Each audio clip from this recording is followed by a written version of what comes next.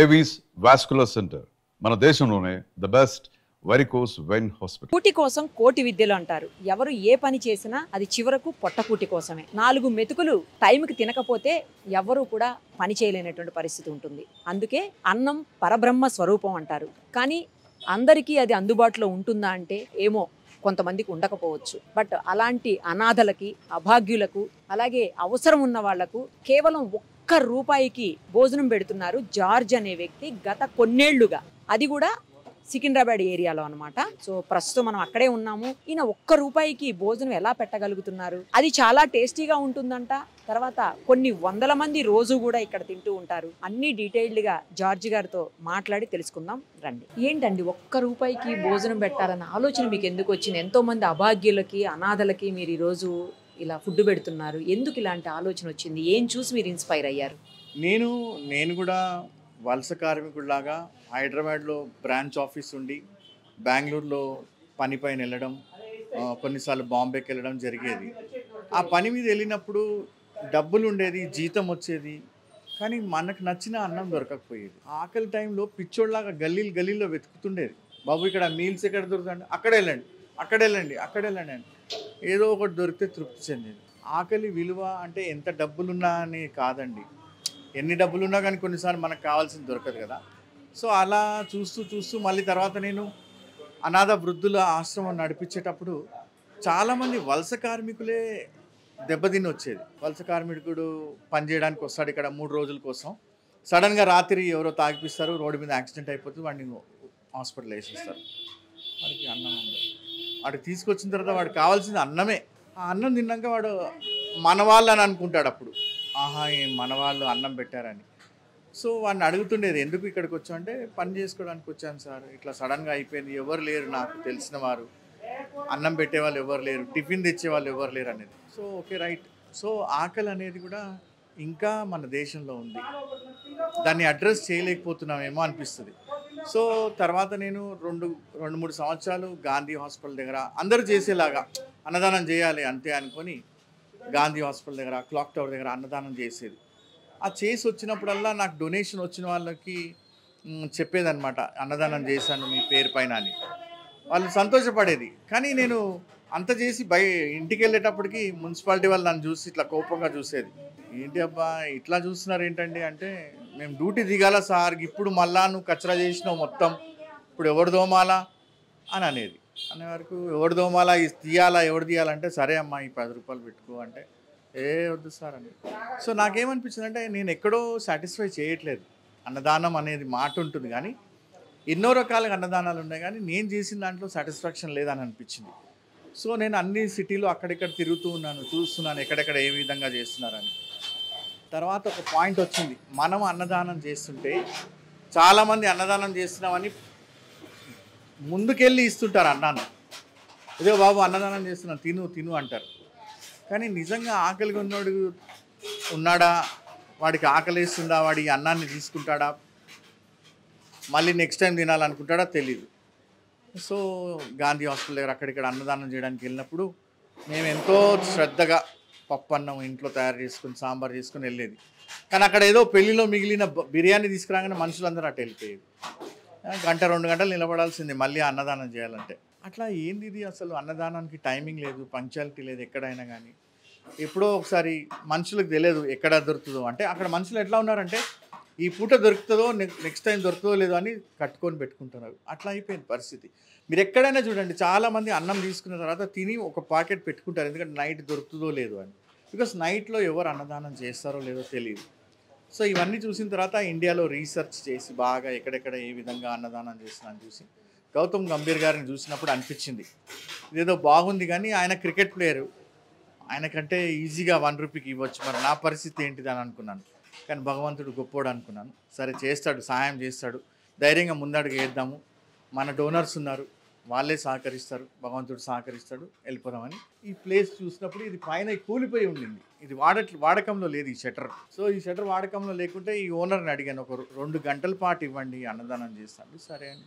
So మొదటి రోజు 1 rupee పెడుతుంటే అందరు ఫ్రీగా ఇస్తున్నారని లైన్ కట్టారు. 1 రూపీ అనేసరికి వెళ్ళి 1 రూపీ ఇచ్చి తింటున్నారు. 1 రూపీ.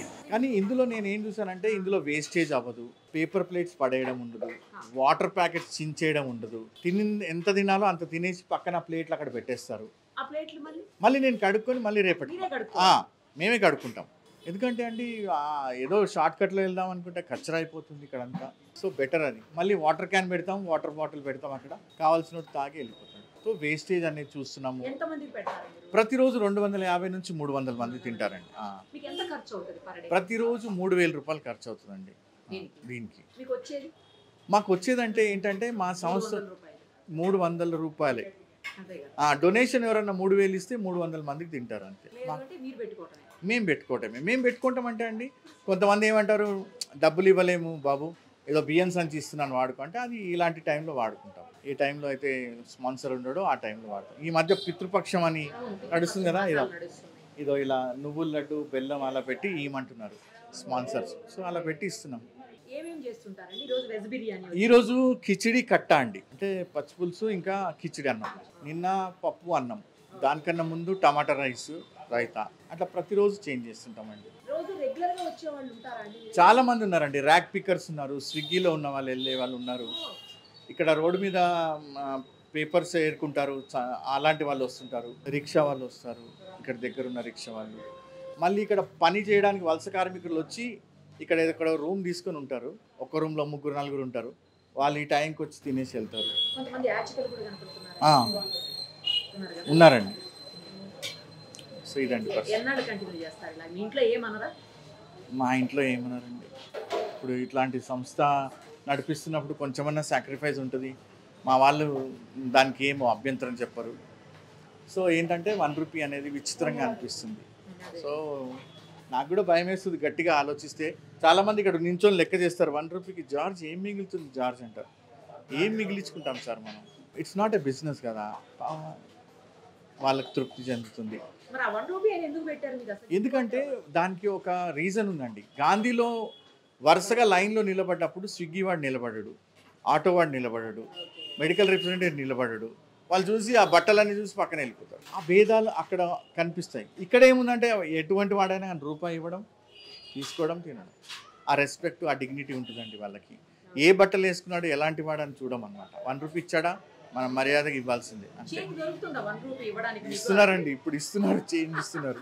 కొంతమంది స్కాన్ చేస్తున్నారు, లేదంటే 1 రూపీ స్కాన్ చేస్తారు. ఇంకా స్కాన్ చేస్తారంటే అనుకోవచ్చు వాళ్ళ పరిస్థితి ఎలా ఉందని. అలా స్కాన్ చేస్తారు, లేకుంటే ఎదురుగా సులభ్ కాంప్లెక్స్కి వెళ్ళి 1 రూపీ చేంజ్ తెచ్చి ఇస్తారు. అంటే ఆ 1 రూపీకి వాల్యూ తెలుస్తుంది ఈరోజు. 1 రూపీకి భోజనం కాదండి అసలు ఈరోజు ఏమీ రాదు. కానీ ఆకలి విలువ లేదండి. అంటే 10 రూపాయల వరకే చాలండి. ఎక్కువ ఇంకా ఇందులో కర్రీస్ పెట్టి ఏం పెట్టమండి. ఎందుకంటే కర్రీస్ పెడితే సరిపోదు, ఇంకేదైనా స్వీట్ పెడితే సరిపోదు, పాపడ సరిపోదు, కొట్లాట్లు అవుతాయి. సింపుల్ ఒక ముద్ద తింటే అబ్బా చాలరా నాయన అనుకోవాలి. అంతే కదండి. సో మధ్యాహ్నం భోజనానికి కొంచెం ఇంపార్టెన్స్ ఉంది కదండి. మన వాళ్ళు ఎంత దూరము మధ్యాహ్నం కొంచెం అంతే అండి. చాలా మంచి పని చేస్తున్నారు. థ్యాంక్ యూ అండి. మీకు పిల్లలు, ఫ్యామిలీ? నాకు 3 పిల్లలు అండి. ఒక పిల్లోడు బీఎస్సీ నర్సింగ్ చేస్తున్నాడు, పాప ఇంటర్మీడియట్ చేస్తుంది, లాస్ట్ 8th క్లాస్ చదువుతున్నాడు. మా మిస్సెస్ టీచర్గా జాబ్ చేస్తున్నాడు. అంటే మా ఆర్గనైజేషన్లో ఇది వన్ ఆఫ్ ద వర్క్ అండి. ఇది కాకుండా హెచ్ఐవి వాళ్ళకి న్యూట్రిషన్ ఇస్తుంటాము, ఇంకా ట్రాన్స్ వాళ్ళకి కొంచెం సపోర్ట్ చేస్తుంటాము. ఇంకా అట్లా చిన్నగా మా రిమోట్ ఏరియాస్లో పాత బట్టలు, చెప్పులు, పుస్తకాలు అలా ఇస్తుంటామండి. మీరు సంపాదించడానికి అంటే కుటుంబం కోసం సంపాదించేది? కుటుంబం అంటే మా వైఫ్ సంపాదిస్తుంది. ఇప్పుడు ఈ ఆర్గనైజేషన్లో అందరికీ శాలరీస్ ఉంటాయండి. అంటే పార్ట్ టైం లాగా ఏ వర్క్ డొనేషన్ తోటి ఇస్తామండి. ఇప్పుడు పాత బట్టలు ఇచ్చే వాళ్ళు కొంతమంది అడుగుతారు, ఈ బట్టలు ఒరిస్సా పంపించాలంటే సరే జార్జ్ ఈ ఖర్చులు పెట్టుకోండి అని ఇస్తారు. మేము అంతా రాస్తాం, దీనికి పంపించడానికి ఇంత, ఒక మనిషి ఉండడానికి వాడికి ఇంత ఇవ్వాలి వాలంటీర్గా అని. సో చాలండి వస్తుంది. ఎక్కువ వస్తే కూడా ప్రాబ్లం, ఉన్న దాంట్లో సరిపించుకుంటున్నాం అంతే చాలండి. ఎవరు లేకుంటే మేమే వాలంటీర్గా చేస్తాం. కానీ దేవుడి దేవల్ల అలాంటి పరిస్థితి రాలేదు. ఎవరో అర్ధరాత్రి వచ్చి బియ్యం ఇచ్చి వెళ్తారు. వాళ్ళ ఆకలి ఉన్న వారి భగవంతుడిని ఏమని కోరుకుంటారో తెలియదు, కానీ మమ్మల్ని వాడుకుంటున్నాడు అనుకుంటాను నేను అంతే. థ్యాంక్ యూ అండి, థ్యాంక్ యూ. చాలా మందికి ఆదర్శం మీలాంటి వాళ్ళు. అయ్యో అలా ఏం లేదండి, థ్యాంక్ యూ అండి. మంచిగుందా? మంచిగా రోజు తింటారా? ఇవాళేనా? ఈ రోజు అయితే ఈ రోజేనా? బాగుందా టేస్ట్? బాగుంది. మరి ₹1 భోజనం ఏదైనా దొరుకుతుందా? దొరకదు. ఏం చేస్తారు మీరు? నేను డ్రైవింగ్ చేస్తాను.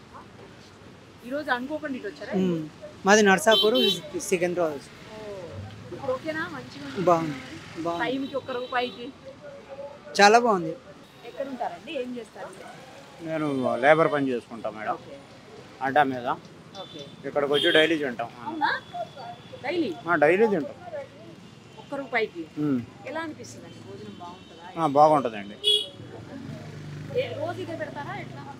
అంటే మారుస్తూ ఉంటారు ఐటమ్, వేరే వేరే వేరే వేరే ఏమేం మారుస్తారు. పెట్టుకుంటారు? ఫ్రైడ్ రైసు, పులిహోర, అట్లా అట్లా రకరకాలు. ఒక రోజు ఒక పప్పు అన్నం కూడా అట్లా పెడతారు.